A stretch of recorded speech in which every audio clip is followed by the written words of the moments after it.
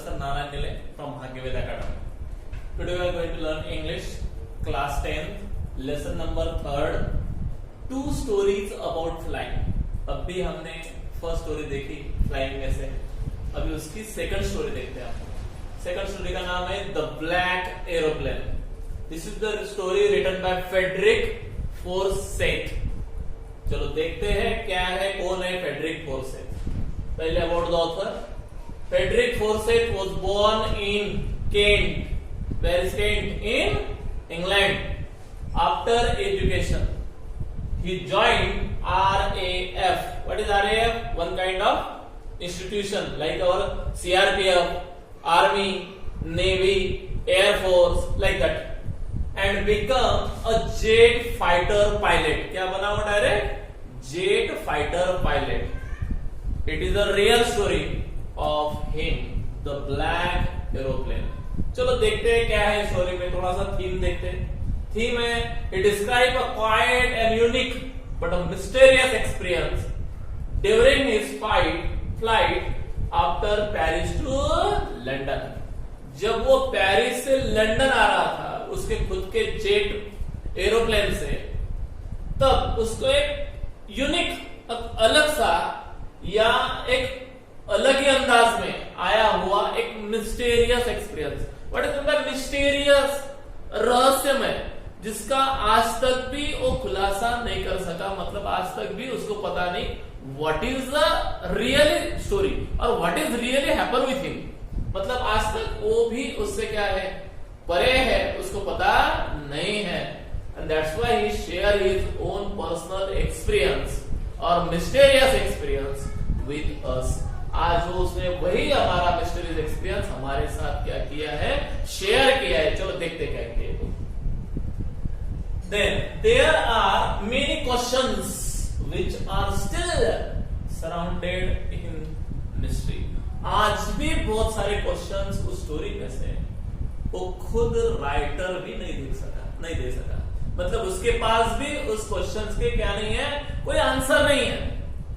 यदि किसी ने उसको क्वेश्चन पूछ लिया कि व्हाट इज योर एक्सपीरियंस और व्हाट डू यू सी, तो आज भी वो क्वेश्चन के आंसर वो खुद नहीं दे पाता है, क्योंकि वो स्टोरी क्या है, मिस्टीरियस स्टोरी है. देखो फ्रेंड, हमारे भी जिंदगी में बहुत बार सच काइंड ऑफ स्टोरीज होती रहती है, लेकिन हमारे पास उसका कोई आंसर नहीं होता. We will give the name to that story of mystery. तो इस स्टोरी को, ऐसे स्टोरी को हम सिर्फ एक ही नाम दे देते हैं, मिस्ट्री है वो. मुझे क्या पता. तो उसी प्रकार से चलो स्टोरी से हम शॉर्ट समरी देख लेते क्या है. तो एक्चुअली स्टोरी में जो कैरेक्टर है, यहाँ पे सिर्फ 2 कैरेक्टर्स है. कितने कैरेक्टर्स है? 2 ही कैरेक्टर्स है. चलो देखते कौन कौन से कैरेक्टर है स्टोरी में. तो पहला कैरेक्टर है द नरेटर हिमसेल्फ, मतलब खुद राइटर फ्रेडरिक.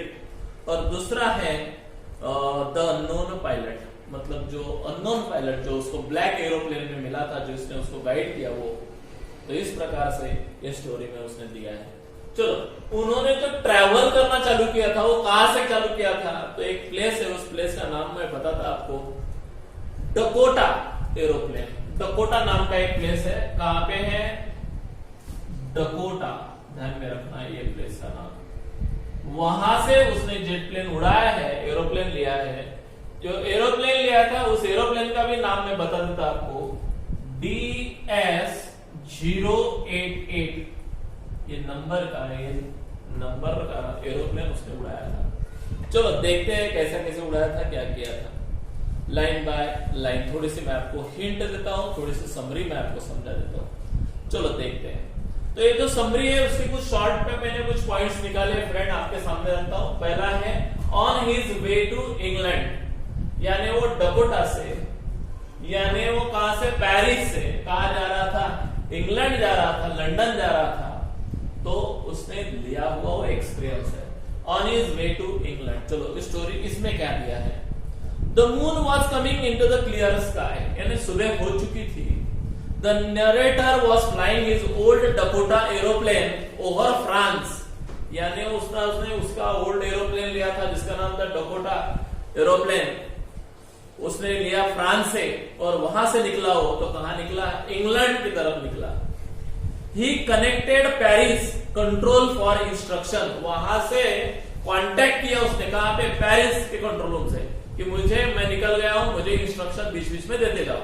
मतलब जो कंट्रोल रूम होते हैं वहां से उनको एरोप्लेन पायलट को क्या देती है, इंस्ट्रक्शन देती है, तो वहां से उसका कंट्रोल था। He was asked to turn 12 degrees west, चला वो आगे, तो वहां से कंट्रोल रूम से आया कि अभी 12 डिग्री थोड़ा सा क्या कर लो, वेस्ट की तरफ चले जाओ, टर्न करो। तो उसने चेंज भी किया। He thought he would be in time for English and the breakfast.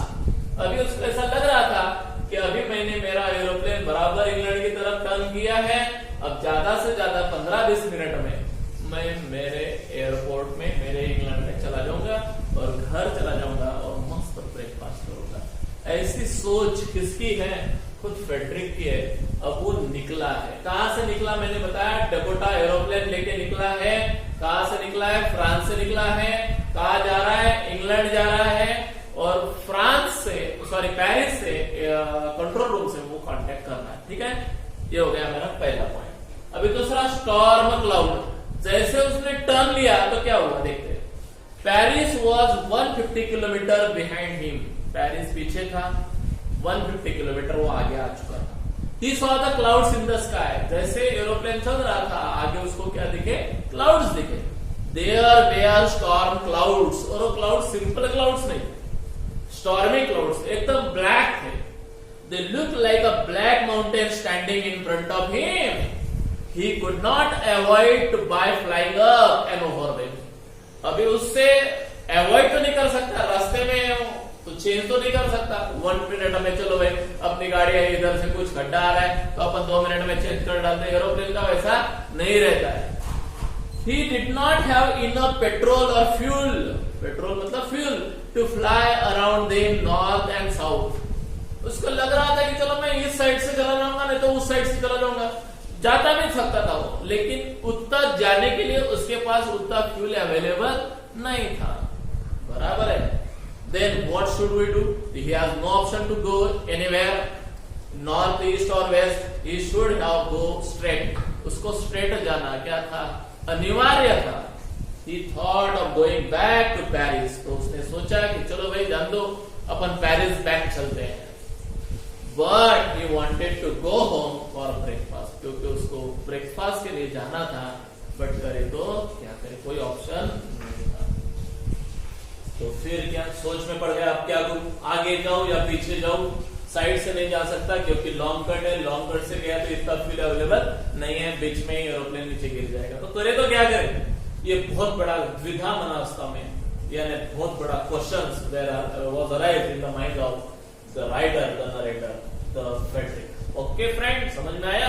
अब थर्ड वाला पॉइंट, इंस्ट्रूमेंट डेड। उसमें क्या होगा, देखो जब आफत आती है तो चारों साइड से आती है तो वैसा ही हुआ। The narrator took the race, he flew that old Dakota straight into the storm. तो उसने रेस को उठा ली, जानो जो होगा सो होगा, ना पीछे जाता, ना साइड को जाता, ना इधर जाता, स्ट्रेट इसी क्लाउड में से निकल जाता मैं। Inside the cloud everything was suddenly black, और सच में एरोप्लेन क्लाउड्स में चला गया और पूरा ब्लैक दिख रहा था, कुछ भी नहीं दिख रहा था। He could not see anything outside, उसे आउटसाइड भी कुछ नहीं दिख रहा है। करे तो क्या करे, the old aeroplane jumped and twisted in the air. Aeroplane ने डायरेक्टली जंप कर डाला था काय में, ब्लैक क्लाउड्स में। He looked at the compass, फिर उसने कंपास की तरफ देखा, चलो भाई अपन किस साइड से जाते। देखो फ्रेंड, हमारे यहाँ पे कैसे रहते, रोड्स रहते, जगह जगह पे पार्टियां लगी रहती, कौन सा सिटी कौन से तरफ है, क्या है, रास्ते पे ऊपर कुछ वेज दिखाए होते हैं। लेकिन एरोप्लेन में कंपास होती है जो हमें बराबर वे दिखाती है। But it was dead. अब कंपास भी क्या हो चुकी थी, डेड हो चुकी थी, टूट गया था कांटा। The other instrument was suddenly dead too. फिर दूसरे इंस्ट्रूमेंट की तरफ उसने टर्न किया तो दूसरे भी इंस्ट्रूमेंट क्या हो चुके थे, डेड हो चुके थे। देखो कितना डेंजरस इवेंट उसके साथ हुआ है। पहली बात तो कंपास छूट गई, अभी दूसरी बात दूसरे इंस्ट्रूमेंट भी छूट गए हैं। पहले तो क्या, all instrument was going to dead. He tried the radio to contact to Paris control. फिर उसने रेडियो वगैरह देखा तो that was also dead. There was no answer, कोई भी क्या नहीं आ रहा था, आंसर नहीं आ रहा था। He did not know where he was. खुद उसको भी नहीं समझ में आ रहा था कि मेरा पायलट मेरा जो प्लेन है वो कहां पे जा रहा है. Then he did not know where he was. He was in a very hopeless situation. कौन सा सिचुएशन में आ गया वो अभी? एकदम होपलेस सिचुएशन में आ गया. क्या करें? देखो 3 पॉइंट मैंने देखे. पहला देखा रास्ता कैसा था, क्या था, कहां से निकला. फिर बीच में स्टॉर्म लग गया, उसके वजह से सारे इंस्ट्रूमेंट क्या हो गए, डेड हो गए. फिर ब्लैक एरोप्लेन फ्लो आ गया. फिर क्या हुआ? He was lost in the storm. कहाँ लॉस्ट हो गया वो? स्टॉर्म में. Suddenly he saw the black aeroplane was coming from there. He did not saw clearly the pilot, but the pilot waving the hand and announcing that come behind me, follow me. इस प्रकार से उसने उसको order दिया. And उसको बहुत अच्छा लगा. किसको अच्छा लगा? फेडरिक को. चलो भाई कोई तो भी मुझे एक एरोप्लेन आया है, मुझे सहायता कर रहा है, पायलट भी मुझे हैंड वगैरह वेविंग वगैरह कर रहा है. He was glad to see the another person. Follow me, he said, and waving his one hand से उसने उसको वेविंग किया. The narrator followed him like an obedient child. Obedient क्यों बोला है नरेटर ने? कि चलो मैं कैसा फॉलो कर रहा था उसको, ऑबिडियंट चाइल्ड जैसा फॉलो करता है अपने पेरेंट्स को, उसी प्रकार से मैंने उसको फॉलो किया. क्योंकि उस समय पे मेरे पास दूसरा कोई क्या नहीं था, चारा नहीं था. समझ में आया? कोई सहारा नहीं था. करे तो क्या करे? देखो सिर्फ हाथ उंगली मिलती है तो अपन वो पकड़ लेते हैं. किसकी है क्या है देख लेंगे बाद में. डूबने वाले को तिनके का सहारा ऐसा बोलते हैं ना, तो उसी प्रकार से यहाँ पे भी ऐसा हुआ है. समझ में आया? चौथा भी फिर लैंडेड से, फिर उसकी सहायता से राइटर ने अपना एरोप्लेन सेफली क्या किया है, लैंड किया है. लैंडेड से he followed the black aeroplane for half an hour. कितने आवर उसको फॉलो कर रहा है वो? आधा घंटा उसको फॉलो कर रहा है. Now there was only enough fuel in his old Dakota's last tank to fly for 5 to 10 minutes. अभी फ्यूल भी टोटली एग्जॉस्ट हो चुका है. उसको सिर्फ पता है कि ज्यादा से ज्यादा अब एरोप्लेन 5 to 10 मिनट चल सकता है, क्योंकि fuel was totally exhausted. Then he started going down. He saw 2 straight lines of lights before him. तो एकदम स्ट्रेट लाइन उसको दिखे. He saw it clearly or cautiously. Then he saw that it is a runway. क्या था वो? Runway था. It was runway an arrow airport. He cries in a joy. उसको बहुत अच्छा जॉय लगा कि चलो भाई मैं बराबर प्रॉपर जगह पे आ चुका हूं. He turn to look for his friend in the black aeroplane. फिर उसने पीछे देखा कि चलो भाई मैं थैंक यू तो बोलता किसको, मेरे ब्लैक एरोप्लेन पायलट को. तो there was no black aeroplane. तो वहां पे ब्लैक एरोप्लेन नहीं था, but the sky was empty, totally empty था. He wanted to say thank you to his rescuer. किसको? किसने रेस्क्यूअर बोला? फेडरिक ने रेस्क्यूअर बोला है. किसको? ब्लैक एरोप्लेन के पायलट को. क्यों? क्योंकि बिकॉज ऑफ हिम और his guidance he was rescued to self. खुद को बचा सका. फिर लास्ट वाला पॉइंट है हमारा, mystery of the black aeroplane. देखते हैं क्या है. आफ्टर लैंडिंग, फिर उसने लैंडिंग वगैरह किया. He went to the control tower. कहां चला गया वो? कंट्रोल टावर के पास. He asked the lady there where he was. फिर उसने उसको पूछा कि मैम मैं कौन से प्लेस पे आ गया हूं, कैन यू टेल मी, आप मुझे बता सकते हो? तो he also asked who was the other pilot was. फिर उसने पूछा कि और ठीक है, और दूसरा क्वेश्चन मेरा, वो जो ब्लैक एरोप्लेन आया था उसका पायलट कौन है, क्या है, उसका नाम मुझे बताइएगा. I will say thanks to that person. मैं उस पर्सन को थैंक बोलना चाहता हूँ. She looked at him strangely. लेकिन वो जो लेडी थी वहां पे, वो strangely उसकी तरफ देख रही है. Why? Because there was no any black aeroplane was hovering into the sky. क्योंकि कोई black aeroplane वहां पे नहीं था. That's why she started to laugh. She replied that no other aeroplane was flying that night. इस रात को कोई भी एरोप्लेन स्काई में नहीं था आपके सिवा. अभी तो आपने देखा कि उसने ब्लैक एरोप्लेन देखा, उसके बाद में उसको पायलट देखा, लेकिन पायलट कौन था ये नहीं पता चल सका. बट उसने हाथ विवेक किया था, फ्रेंड से टू फॉलो मी, इस प्रकार से किया था. She could only see this aeroplane on the radar. उसने ये भी बताया कि सिर्फ आपका ही एरोप्लेन राइडर पे ऊपर था, बाकी किसका नहीं था। Who helped the narrator to arrive there safely without a compass or radio and without any more fuel in his tanks. Actually वो वहां पे कैसे आया, क्या आया, कुछ भी पता नहीं चला। वो मिस्ट्री है, वो क्या है, mystery. Actually there was not any kind of black aeroplane, no any kind of pilot, मतलब था या नहीं, आज तक भी राइटर को पता नहीं। लेकिन राइटर बोलता है कि मुझे वो दिखा था, शायद वो भगवान हो सकता है। कभी कभी फ्रेंड इंसान के रूप में हमें भगवान दिखता है और वो हमारी सहायता करता है और हमें डेंजरस से बाहर निकालता है। हम चाहते हैं कि आई विल श्योरली, यदि वो आदमी मिल गया तो we will surely thanks to that person, but वो आदमी ही नहीं होता है, वो होता है फ्रेंड, आपको पता है, वो गॉड होता है। कौन होता है? गॉड। तो इसी प्रकार से it is remain unsolved mystery. What is unsolved, यानी सॉल्विंग हुआ है क्या, वो कौन है, क्या है, नहीं।